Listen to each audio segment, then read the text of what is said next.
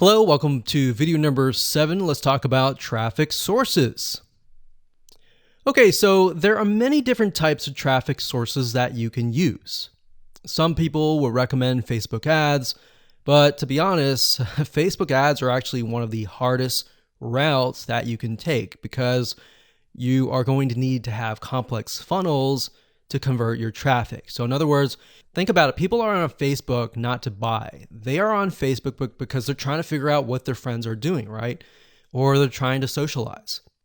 So with Facebook ads, you have to put them into a funnel. You have to bring them back to kind of your product or the niche that you're promoting and go from there. So you're going to need to have a little bit more complex funnel. So sometimes you'll need to send them to an article. From that article, you can retarget them and then blah, blah, blah. That sounds a little bit more complicated to a newbie. So that's why we're not going to use Facebook ads. Then you can have what we call pops or pop unders. And what these are, can you imagine, let's say, for example, that you go to a fun website and then you're going to have a bunch of websites that pop under, maybe in a different tab. Maybe if you're using a mobile device, it pops under. So the reason why these work still is because they're not intrusive. If they were pop-ups and they popped right on top of somebody's browser, then yes, those would be very annoying and very intrusive.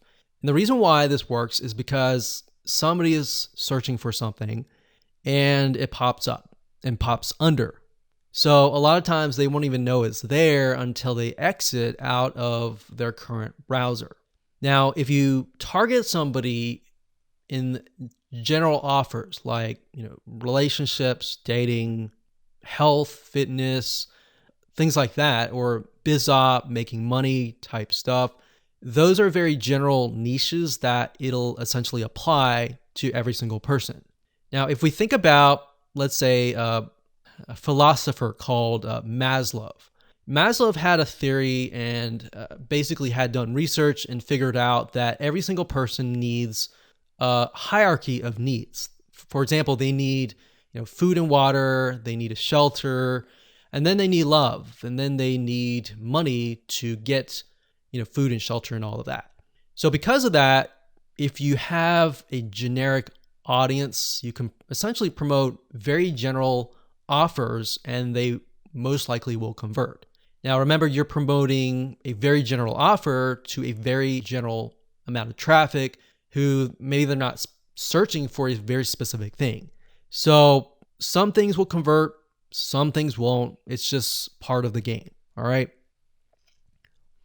Now, some traffic sources for pop unders is popads.com, popcash.net. And these are some of the ones that we have used. In fact, we'll use pop ads as an example in the next video. And we'll show you how to set up a campaign and all of that. So let's go to these sites and we'll show you around.